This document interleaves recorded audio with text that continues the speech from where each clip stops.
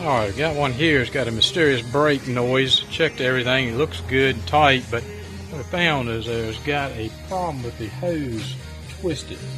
Calipers twisted. So I'm going to have to take this loose, flip it around, which should help the brake pressure be even on this side and release properly, and should take care of it. Just switch your caliper around and get that kink out of the hose. Seen this before.